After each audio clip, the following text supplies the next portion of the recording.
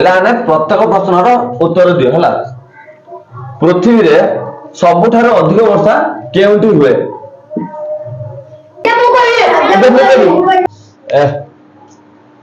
ତୁ କହିଲୁ। ଆଜ୍ଞା ବାଗଲତି ଡ୍ୟାମରେ। ନାଇଁ ମା ଆମ ତଳରେ ବେଶୀ ବର୍ଷା ପଡୁଛି ମୁଁ ଦେଖିଛି।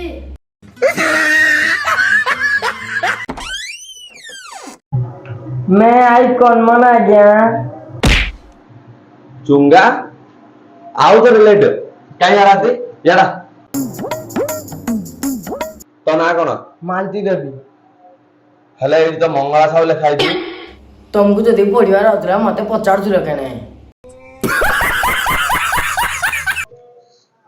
ଚୁଙ୍ଗା रुह आज्ञा ई वीडियो टा ଟିକେ देखि दियो। हमको तुझसे प्यार है जिया बेकरार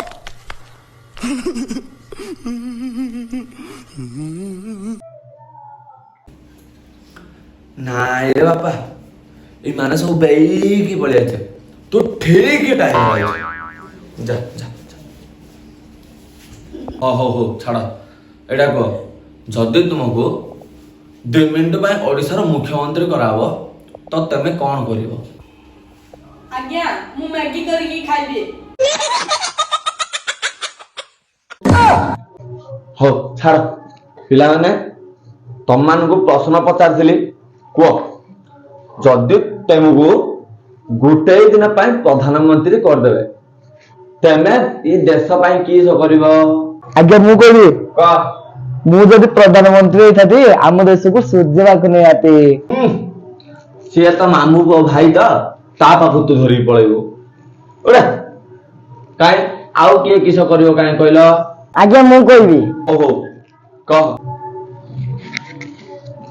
ମତେ ତ ଗୋଟେ ଦିନ ପାଇଁ ପ୍ରଧାନମନ୍ତ୍ରୀ ବନେଇ ଦେତେ ବେଲେ ମୁଁ ସମୁଦ୍ର ମଝିରେ ଯାଇକିରି ଆମ୍ବ ଗଛ ଲଗେଇ ଦେତି।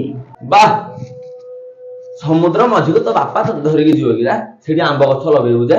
ଆଜ୍ଞା ମତେ ହେଲେ ଗୋଟେ ଦିନ ପାଇଁ ପ୍ରଧାନମନ୍ତ୍ରୀ ତମ ବାପା କରିବେ।